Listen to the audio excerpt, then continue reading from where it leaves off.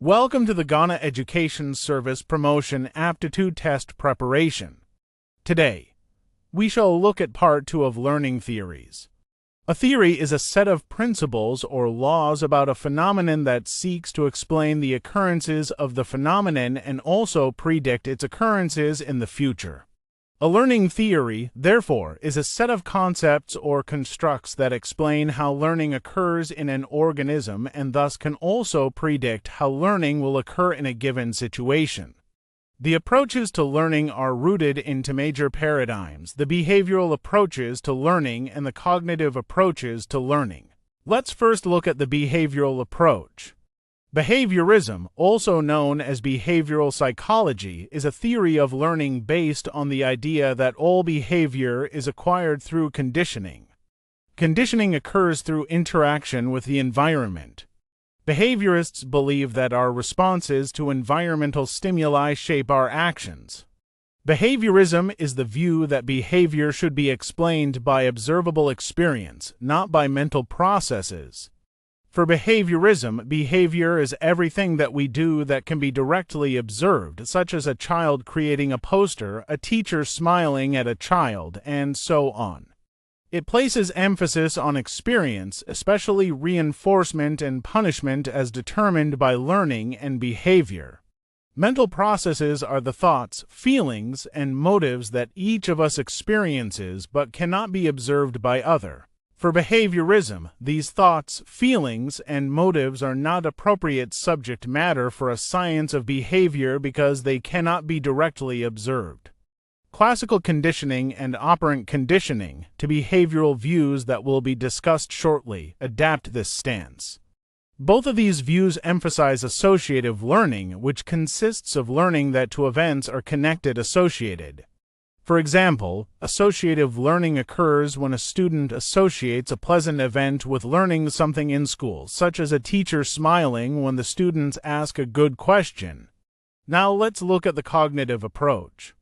Cognitivism is a learning theory that focuses on the process involved in learning rather than the observed behavior.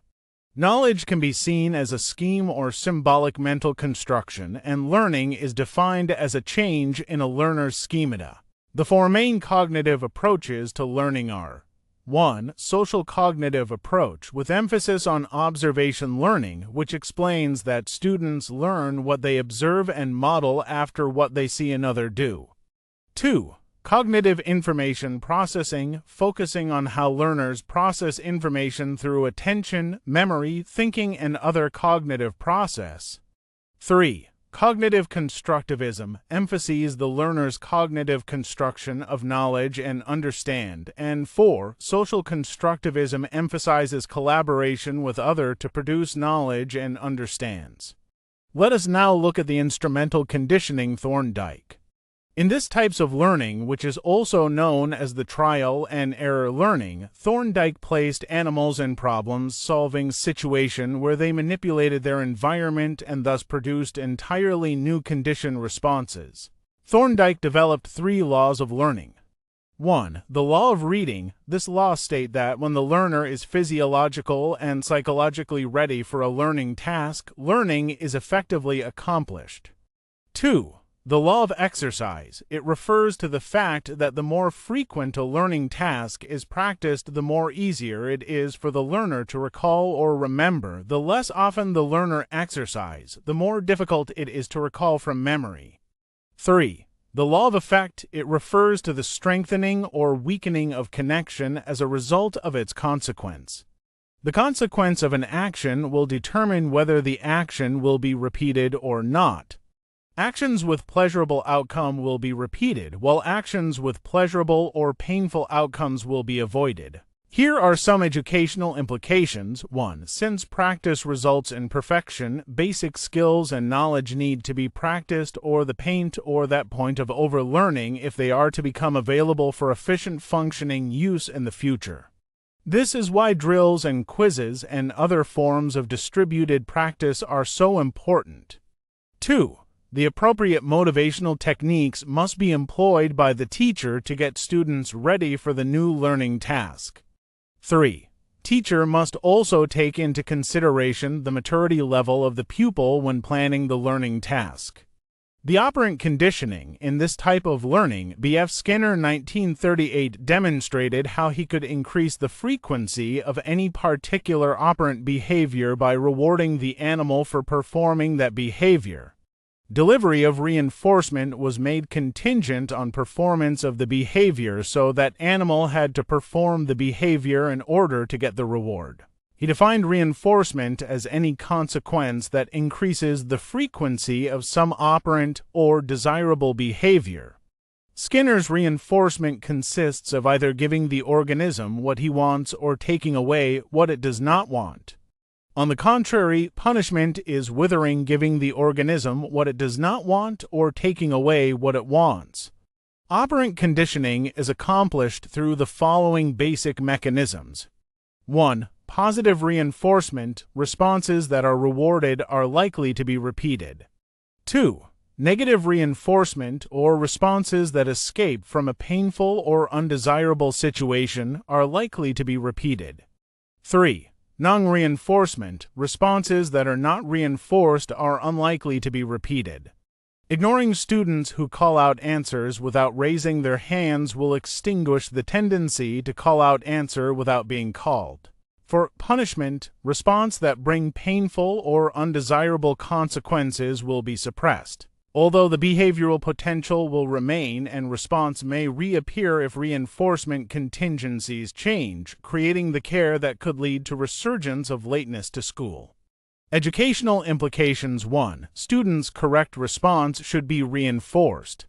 Reinforcement should follow the desired responses immediately, since delays render them ineffective.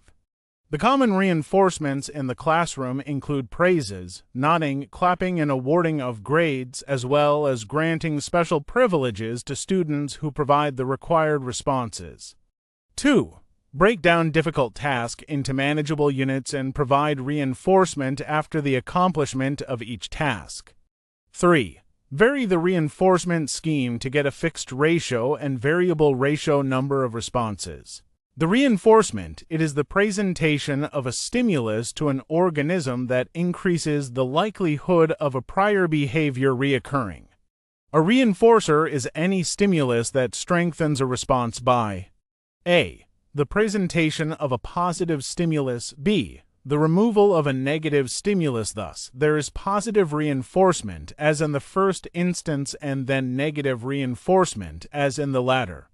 Examples of positive reinforcement in class. Students who receive in a course are more likely to choose a similar course the following semester. Again, a student who receives praise or reward for showing a socially desirable behavior is most likely to show up that behavior again.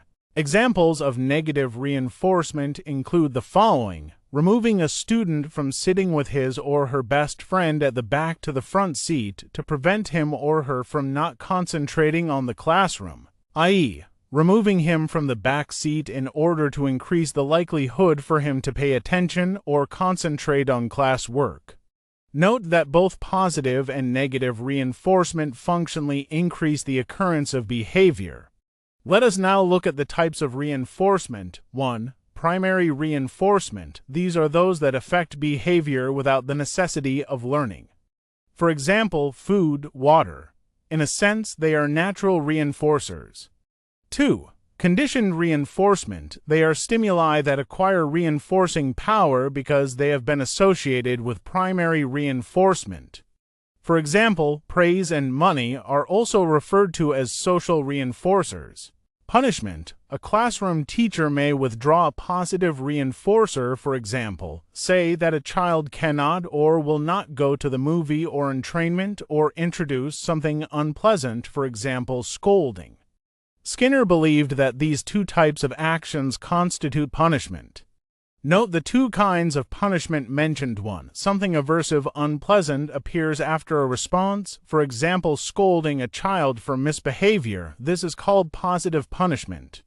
Positive punishment is therefore the presentation of an aversive stimulus event to reduce the frequency of a behavior. 2. Something positive, pleasant disappear after a response. A child who kicks another child while he or she is playing may be seen indoors while his or her colleagues keep playing outside. This is called negative punishment.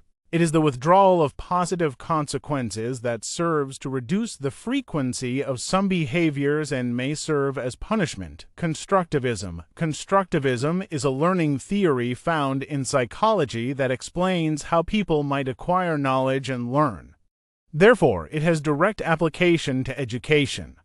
The theory suggests that humans construct knowledge and meaning from their experiences. Constructivism's central idea is that human learning is constructed.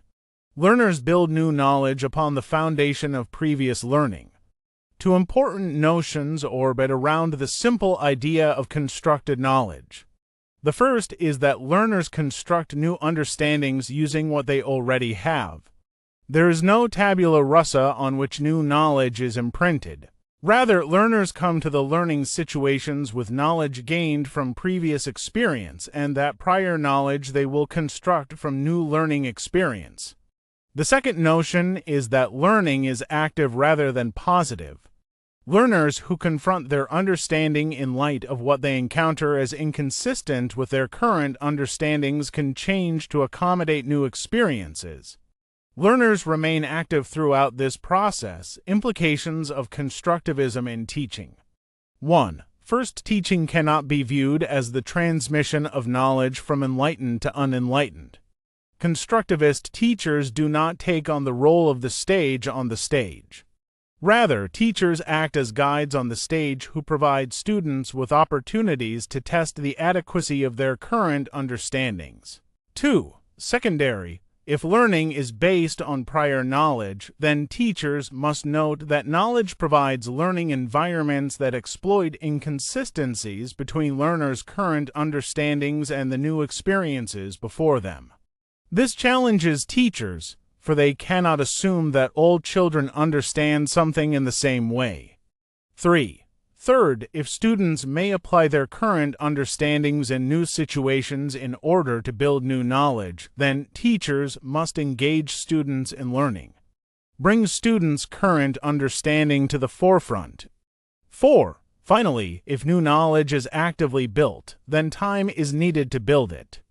Ample time facilitates students' reflections about new experiences, how those experiences line up against current understandings, and how different understanding might provide students with an important view of the world.